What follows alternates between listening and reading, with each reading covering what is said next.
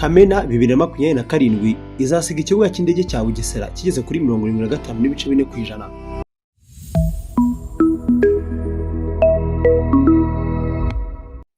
Impamvu iki kibuga ari ingenzi cyane kurusha icya Kigali nuko mu gihe ikibuga mpuzamahanga cya Kigali kiri hagati mu misozi kandi kikagira metero 3500 z'ikibuga nyine aho indege zigenda, naho icya Bugesera cyo gifite terrain, no kuvuga ngo ikibuga Kigali wakaguriramo ibikorwa kandi cyo kikazabasha kwakira zimwe mu ndege nini kandi ngari nka Airbus A380 800 ndetse na Boeing 747-8.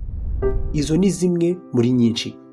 Inyinshi mu ndege nini z'agatangaza kizakira zitakakirwa mu kibuga cy'indege cya Kigali turazivugaho hasi turi gusoza iyi nkuru. Nitwa Samuel Mugisha, hano tukugezaho ibintu by'ubwenge. Kanda like kuri iyi video unakore subscribe. Iki kibuga mpuzamahanga cya Bugesera kizahuza Afurika muri rusange, aho abagenzi babishaka bazajya byihuse bagezwa mu burasirazuba bwo hagati, i Burayi, Aziya na Amerika. Reka twigendere. Guverinoma irateganya kwihutisha imirimo yo kubaka iki kibuga mpuzamahanga cy'indege cya Bugesera, aho igiciro cya kabiri cyacyo giteganyijwe kugera kuri 75.4% mu mpera z'umwaka w'ingengo y'imari 2026-2027. Imihigo ya Minisiteri y'Ibikorwa Remezo igaragaza ko iki cyiciro cy'imirimo cyari kigeze kuri 14.48% ubwo umwaka watangiraga. Biteganyijwe ko kizagera kuri 34.14% mu gihembwe cya mbere, 45.39% mu gihembwe cya kabiri, kigera kandi kuri 67.36% mu gihembwe cya gatatu, mbere yuko tugera kuri 75.4% muri Kamena 2027. Kugira ngo iyi ntego igerweho, Bugesera Airport Company irateganya kongera umuvuduko w'imirimo. Ibyo harimo gukoresha abakozi mu byiciro bibiri ku munsi no gukora nijoro. Hazakorwa kandi imyiteguro ijyanye no gutangira gukoresha ikibuga, irimo kubaka ubushobozi bw'abazagikoreramo no guhuza inzego zitandukanye mu bikorwa bijyanye n'iki kibuga. Imihigo ya Minifra ntigaragaza ingengo y'imari igenewe iki cyiciro cy'imirimo. Umuhanda uzafasha mu rujya n'uruza uzagezwa kuri 50%. Mu gihe imirimo ku kibuga izaba ikomeje, umuhanda ukigeraho uteganyijwe kuva kuri 0% ukagera kuri 50% mu mwaka 2026-2027. Uyu mushinga wagenewe arenga miliyari 3.26 z'amafaranga y'u Rwanda muri uyu mwaka. Ibikorwa biteganyijwe birimo kwishyura ingurane, gutangira imirimo y'ubwubatsi no kurangiza inyigo y'ibikorwa byo kwishyuza abakoresha cyangwa se abazakoresha uwo muhanda. Ibi bigaragaza ko umuhanda ushobora kuzashyirwaho uburyo bwo kwishyuza abawunyuramo, nubwo imihigo itaragaragaza amafaranga bazajya bishyura cyangwa se uburyo ubwo ari bwo bwose bwishyura buzashyirwaho. Ku byerekeye amashanyarazi yerekeza ku kibuga, muri iyi mihigo harimo imishinga ibiri y'amashanyarazi ifite uruhare mu bikorwa remezo biri kubakwa muri Bugesera cyangwa se mu Bugesera. Sitasiyo y'amashanyarazi ya Bugesera Industrial Park iteganyijwe kuva kuri 61.23% ikagera ku 100% muri uyu mwaka w'ingengo y'imari, yagenewe arenga miliyari 3.55 by'amafaranga y'u Rwanda. Umuyoboro wa kilovolt 110 uzahuza Bugesera Industrial Park n'ikibuga cy'indege nawo uteganyijwe kuva kuri 55.42% ukagera ku 100% wubakwa, ugenewe miliyari 4.55 by'amafaranga y'u Rwanda. Bivuze ko imishinga y'umuhanda ufasha abantu kwihuta, sitasiyo n'umuyoboro w'amashanyarazi biherekeza ikibuga yagenewe nibura miliyari 11.37 by'amafaranga y'u Rwanda muri uyu mwaka.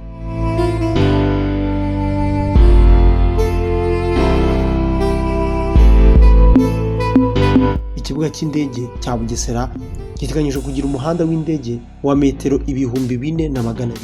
Mu cyiciro cya mbere giteganyijwe ko kizakira abagenzi miliyoni 7 ku mwaka no gutwara toni 150 z'imizigo. Ubushobozi bw'u Rwanda buzaba buhindutse burundu. Ngizi zimwe mu ndege z'agatangaza mu bunini zizaba zakirwa n'iki kibuga cy'indege cya Bugesera. Ni ikibuga gifite ubwoko bwa kode 4F, inzira ya metero 2200 indege zigendamo. Iyi ni inzira yajyamo n'indege nini z'ubucuruzi za mbere ku isi mu bunini: Airbus A380-800, Boeing 747-800. Hari kandi na Airbus A350-900, Airbus A330-900, Boeing 777X, Boeing 787 Dreamliner. hari na Boeing 737 Max series, Airbus A320 A321 Neo ndetse na Bombardier CRJ900S.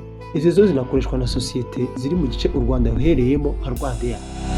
Iziremereye zizaba zirimo Boeing 747-8F, Boeing 777F na Airbus A330F zitwara imizigo muri rusange.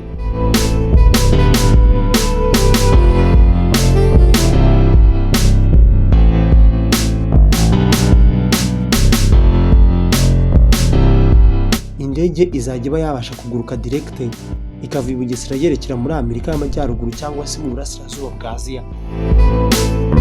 Umwanya wagenewe abagenzi usaga metero square 130.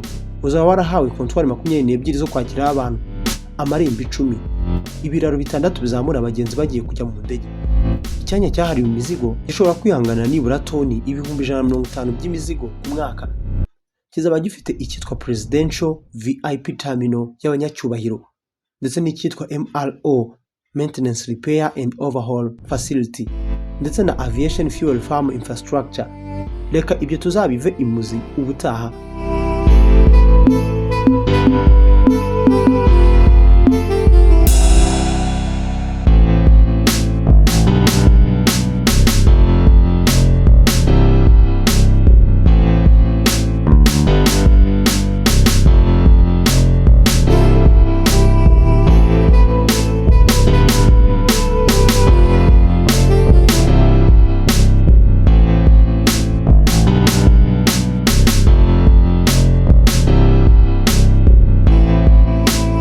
Ugereranije kizaba cyakwakira abagenzi nibura miliyoni 7 kugeza ku 8 ku mwaka mu gutangira, uburyo kizongererwa ubushobozi kikagera kuri miliyoni 14 ku mwaka ndetse zinarenga. Iki kibuga kizaba kidasanzwe.